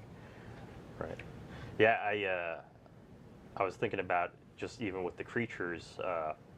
Colin, you were mentioning the different AI and how they could group and form different kind of strategies against the player. And I was just thinking about that oxygen mechanic again. It's like, okay, well now do humanoids follow you into the water? Do they use their own oxygen? Do they go to the surface to replenish? Right, Or is there like this concept of AI just ignores oxygen altogether, which then it's like, well, then why do I have it? But I could definitely see some pretty neat strategies too to how they could flank you and kind of fight against you if they're And underwater. it makes it completely different as well when you have to like completely look up or look down to kind of target someone else. So at the moment, everything's kind of very much in the horizontal most of the time. Right. But the minute you're underwater, then you can have enemies coming in from above you, below you. Right. Maybe you can like actually just do loop-the-loops in the water, kind of go around. I mean, it becomes a totally kind of different. Yeah. It becomes hairy with the controls too. Like I start thinking like, well, okay, what would actually, do we give up a key to make you be able to go to the surface versus come down? Or do we change one of the keys that are already there? Like, can you block in water? Can you dodge rollers at like kind of like dashing to the left and right? Which leads me to the animations. We talked a little bit with the player. Now, once you start getting into the creature animations for all these different states, just movement. Let's start right now before we get the combat between them. We have a lot of creatures in our game, so Sure, yeah. You know, I think you end up at that point, you're going to deal with mostly new creatures. Right. You can the humanoid characters, right? We can, from an animation standpoint, a lot of what they need will have already exist because we've built it around the player model. right. But you're not going to want the monsters that are on land, most of them, to come in the water. I think you're going to want to develop a new set of creatures that make sense in there. Okay. You'll have to handle, there are some that are going to be edge cases that you're going to want to have be in both. You'll want to extend things like alligators or... Well, I would imagine like Argonians, you would want them to still support that. Yes. If we're supporting it for but the advantage, I guess, there is if we're supporting it for the player. Right. We get a lot of that. It becomes more of the navigational issue. You can then look at how you're designing the creatures to make it a little bit simpler in how they're going to be handling it. They still have to handle the 3D space, but the complexity of the animations necessarily that they need are a little bit less, right? So when a fish stops, I don't necessarily need a special animation for a fish stopping because their anatomies are simpler. Right. The more complex than the anatomy is, the more you actually have to account for all those different types of directions. But you're going to want to start with things that are going to be new and interesting. That it's kind of cool because it's an area of the Elder Scrolls universe that's really wide open to sort of create new denizens that have never been seen or all those kinds of things. But that means you also have to go all the way back, you know, kind of start from the bottom when you're developing those things. I think a lot of your creatures are going to be fish-like, and there's a lot of sharing that could be going on in terms of the types of assets when you start from knowing the kind of anatomical decisions that you're going to make. And I think it helps when you start by thinking and developing the concept from the idea that this thing has a mother, it has a history. There's an evolution that led to it being a certain way, Right. which means that we can streamline certain things. But your bigger and more exciting creatures, you know, fighting a fish is only going to be that. I mean, that's versus more of a a really critter, epic right? boss that You're going to want to be fighting the Kraken or you know these kind of really crazy creatures. So those are going to be a lot more complex to kind of to handle. Sure. I think as well, it's like you were kind of mentioning earlier about player animations, and we were talking about abilities and combat. I mean, you'd probably have to revisit every single ability in the game and the animation that is used, because most of those are kind of specific for you having 2 feet planted on the ground, and how you kind of show you casting that ability. While you're underwater, you're going to be a completely different kind of idle pose, the way you're kind of just floating in the water. So probably every animation is going to have to be tweaked or maybe even just redone from scratch to kind of make it appropriate for that environment. And whether all abilities are usable underwater or not. Good question. And I would expect yeah. it, right? I would expect that every magical ability that I had, plus the new skill lines that you're going to develop on you know, Right, to on the support design, swimming. I'm going to want to be able to do all those things. Just with our existing suite, I think we're looking at there's about 300 animations that you have to do in order to be able to do all the, because each weapon has to have a set, right? Because everybody's Okay. going to want to use all their weapons. If we decide we don't want to let you use certain weapons underwater, well, then that, you know, that changes things. But basically, you know, we have these little groups of animations that each time we say, hey, well, I want to be able to do that, this is what it costs. Every one of those things comes with, you know, just a sheer animation cost on it. And that's just taking the idea that, yeah, a one-to-one, you take what's on the ground, castable Right. abilities to underwater. But I actually think if we're trying to sell that you're underwater, that's going to break down. There's things like, okay, can I cast fire underwater? Let's, for the sake of argument, say yes, you could. But what about things where you leap up into the air and then charge at a guy? Well, the very concept of that is going to be different in water. What if I'm at the surface of the water and I do that? Do I have enough splash that comes out? So I could see the ability Right. system in general and some revisions that would need to be done. Sure. Being a good deal of effort just Right. to How kind do of you like make it communicate work. that these work differently when they're in the water than out of the water? Right. And Right. some Do we some make? don't. I mean, Are it there could new be ones? that there's a whole unique skill line just for underwater combat. Sure, but everything that you take away, you know, if I've spent my whole character life developing a build, and now you've just taken away all of my fire abilities, Flip that, we've right. just now nerfed a whole set of fun for somebody that, you know, had spent a Sure. lot of time. I mean, we spend so much time developing our characters, countless hours building up a particular set of Now, what if- skills. So What if the projectile changed though? Right, so PFX could be re-altered to kind of make Yeah. it more. I mean, yeah, I think that works better if you Yeah. change that paradigm rather than taking it away. I think. Yeah, but right, yeah, there but certainly. things like drag and leap and laying down standards. I mean, Right. like where do they go? You're in the middle of the water. Yeah. So that they have to be. We could rework them all, but they would need. Do you walk really slow along the bottom of the water and then you just kind of do the slow standard Nah. placement?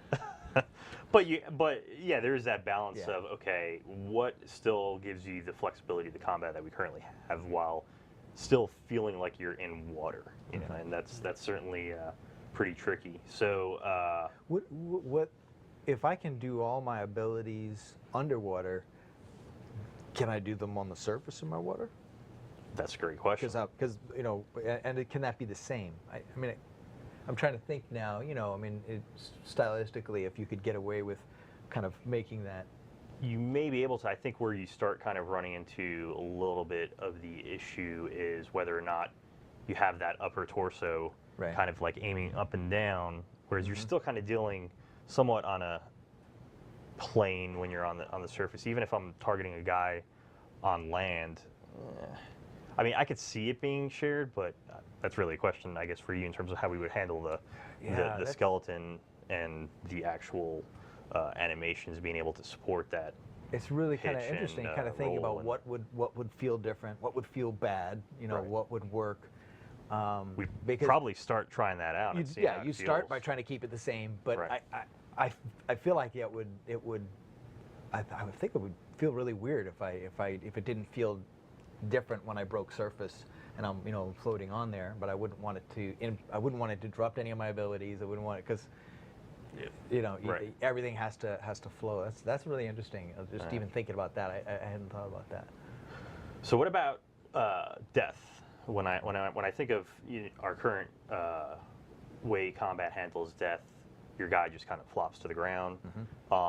In some cases, there's ash. I'm thinking we'd probably need some kind of special cases for, you know, if something turns to ash, you wouldn't want that to happen in water, just because of the fact that even from an asset level, it's usually just a pile, a mound, and so you have to start thinking Right. like Now that. that has Or to do be- you float in the water after you're dead? Do you raise to the top? How does looting happen? Well, if you're an armor, you'd probably go to the bottom or to the top. But Sure. Oh, well, but yes, going exactly. to ash, I think you could probably just change the effect so that you kind of Right. turn to ash still, but then it just dissipates in the water. Right. Ones where you get burnt and turn to a crisp. Yeah. Or going to ice, maybe you just again Kinda have to- float down. So Yeah. I think that would be you'd be moving after you're dead. But Well, it's, if you're used to having something that you can go to and loot, right? There has to be that loot pile. So that's it. Yes. you can't really communicate a pile of ash in the water. That becomes now an effects task more than you'd have to switch that to being an effects kind of thing, so that it felt, I think, more. I mean that's again another big area that needs both client and server work. Because at the moment when you kill somebody and they drop dead, the server knows that that's where their corpse is, and so that's when you request to loot that body. The server checks, are you close enough to this dead body to be able to pick up the loot? And it says, yes, you are. No, you aren't. Right. But then the minute that after this NPC dies and it starts moving away from there because it's in water, then the server and the client need to track that movement and kind of keep it in sync so that it knows, like, are you still close enough to that dead body to be able to loot it? So Right. that's something that we do not have in the current game. So that would be something that would be additional work as I well. mean, the death animations and those types of things, those are part of that initial set that I was thinking of that you would need in order to be able to sell, just as a core. But from just being able to track those assets. And if you're in a river, like are there currents that move it downstream, all that kind of stuff. It's the same thing you probably have in Yeah, water, so. I could certainly see different kinds of water types pushing you through the water, or different source for oxygen. There could be bubbling. Make waterfalls and more you get interesting that. as well. That Right. kind of more Right. force there, the waterfall. So Definitely. I guess on the on that idea, so when I think of like the waterfalls and being able to swim around them, I always kind of think of that idea of going behind the waterfall and finding a cool area. Yeah. Which kind of makes me wonder, like, okay, how would we handle quests and some of the content there? Well, our quest tools are pretty robust, but if someone's doing the scripting for the content, I imagine they want to have control over how creatures can path. So there would probably be some additional tools work as well that would need. So to as well as the additional work I kind of mentioned about allowing NPCs to navigate this whole new three-dimensional space, then then on the other side you've got to be able to provide tools to our content designers to be able to tell NPCs where to go and how to get there in whatever way they kind of want them to take this way around or to not go there. Yes, there would be tools work involved and making that usable and clear and kind of bug-free and all that good stuff. So yeah. So Certainly. You mentioning about just thinking about the quests and the tools and that whole idea of things having to be in a place that's the same.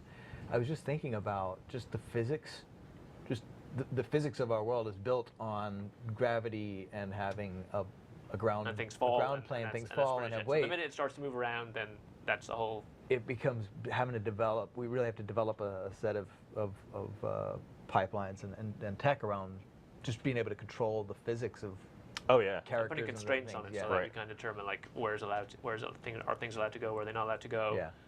How fast do things move? Making sure everything kind of stays in sync, and that the client and the server are kind of doing the same thing. And even on a world building level, you'd have to handle it from a whole new approach, because you're kind of looking at it in terms of the player can kind of hit it from any angle if there's crevices along the ground, as well as if it's tight spaces. A lot of the same considerations we have, with the normal terrain and world building that goes on. But if we were to take our existing kind of landmass and try to make those areas that are knee deep right now be swimmable, there'd be all the world building that would have to go into that as well, because you want it to look interesting. You want it to look interesting, all new art assets, and maybe not a whole new environment, depending on the area. You need plants, underwater ruins, all kinds of cool stuff. Definitely. So now that we've got the quests and other world building and content underwater, and the player can move around, creatures can move around, and there's combat, what about mounts? I start thinking about, like, wow, there could be some really cool mounts. Do I ride around on a giant seahorse? Well, I want like a crocodile. And how does that work? Because right now, when you go into the water with a mount, it kind of dismounts you. But do we have mounts that are actually surface and water, or I'm sorry, surface and land, or just water.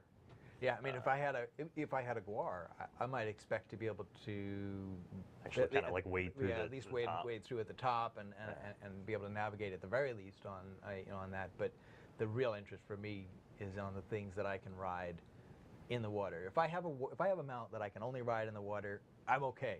I would, but I would have to have that. Yeah. I have to have my mount. Whether it's What kind of mount would you want? I think I'd want to ride a shark or a or a crocodile would be awesome. Yeah. I don't even need to go fast with it. I just want going through the water that way. The interesting thing is your mount. The animations that you're going to have on that are going to be very different. Right. And there is an added level of complexity in handling in a believable fashion the height transitions. I mean, you can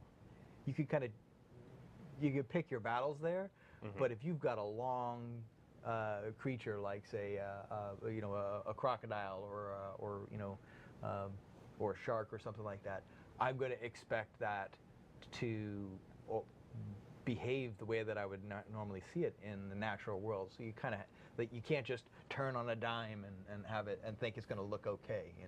The awesomeness of having an underwater pet just starts to go away if it doesn't move at least reasonably believably. And I'm always going to want to see it move more naturally than not. But there's a little complex knot of just being able to handle the orientation of your creatures down there that you're riding, the synchronized animations and things like that. But man, I think you got to have it. Yeah, it definitely would be pretty cool. So we were talking a little bit about Cyrodiil and how would underwater combat kind of work in the context of PvP. And I was trying to, one thing that kind of came to mind was how do we handle even balancing the melee versus ranged combat? So that really is one of those areas where it starts to kind of be very tricky because I could see if I'm on the surface and I'm a melee guy and there's a guy shooting at me, I'm going to be pretty frustrated. But it'd be one of those things that I think we would have to solve. Would you feel like it would be like we could have a solution that felt equally good for natural melee versus, say, magical melee? I mean, I'm sorry, magical ranged versus natural ranged is the big thing, right? So if I'm shooting an arrow underwater, right, I would expect my range to be shorter. And could be. Would I apply those same rules? Could we sort of come up with a system where we're saying we're going to reduce the overall range just so that it feels right, or does that start to feel cheesy? Do I feel as a player like I should be able to? The difficulty would be how you message that, because is that just a global rule now that we say we lower the ranges, or is it just for targets that are in water? Or is it I would do it in water. I was thinking in water, like it becomes. Are you talking about someone that's swimming within water? Yeah. In the water. Yeah. I mean, it's like when you got two-handed sword. I mean, that is going to act. You're going to be using that completely differently if you're underwater than you're on the surface. I mean, I would think that two-handed sword underwater is not probably a really good weapon to use. Right. So, like, how usable is that? I mean, does that change to being something completely different? And the bow and arrow, I think, just thinking about it, bows and arrows don't seem to make a great weapon underwater either. Well, I'm just thinking about the context of if I'm swimming either underwater or near the surface, and if I'm targetable by someone outside of water. Right. And what is my defense like? We may need to then have some kind of buff while you're swimming where you're. But you have the usual thing as well. If you're in water and someone's shooting an arrow at you, normally those once the arrow hits the water, it should act differently, and if you slow down, it shouldn't maybe hit you as much. It's like those movies where you see the spy going underwater and just. Well, at that point though, then you're going to start wanting an underwater class of weapons, right? Right. And that's. And then they switch out one-to-one with your current weapons, then kind of just replace them. Because Or we want to is it keep an all your alternate abilities that you mode? have with those kind of weapon suites. So. That becomes an interesting way to kind of handle the underwater world, is if you introduce it as I have weapons, like if the things that worked on the surface don't necessarily work, but I'm going to give you a whole new set of things. Maybe that becomes a skill line, and that you're starting over, but it's the same for everybody, right? You're starting it over, so everybody has to you're introducing this as a late stage, but everybody has to start and build up their weapon sets, and then instead of having a bow and arrow, you have harpoon or some sort of variant of it, crossbows something and like that. those types of things. Get spears into the game. I got a Throw them. trident. I can see. I've got my Argonian riding a seahorse with a trident. I'm on. I mean, It'd be pretty cool. But yeah, so obviously there is a lot of potential for a system like this, but a substantial amount of work as well, and a lot of We probably haven't even consideration. covered it. All Yeah. of it. I mean, there's Yeah. probably things that we haven't thought about just here today. That, Oh, yes. And other people working on the game would go, "What about this system, and how does that work underwater, and what are the Right. implications of that?" So, Right. because it and- will touch like every single part of the game. Yeah, and once you get something like swimming Pocket in, of fish. can you pickpocket a fish? That is a great. What would you get? Does the fish drop gold when you kill it? And then once you get something like swimming in the game, and this kind of 3D space you can move around in, can Yeah. you then do flying? with? yeah, you get it's a slippery slope. Now I want to be able to fly. Yeah. But I want to mount that. Lets me Yeah. kind of So Yeah. it's definitely a lot of consideration and a lot of different ways something like a system like that can go. But well, great. Thanks a lot, guys. Colin, Sean, thanks for giving some time, setting some time aside to help us kind of figure out what would go into a system like underwater combat and exploring. And obviously, everything that we've kind of talked about is hypothetical in terms of what would go into what would be involved in trying to get a system like that into the game. If you have any other suggestions for things you would like to see in the game, please visit our forums, and we welcome all sorts of suggestions to see what you'd like to see next. Thanks a lot.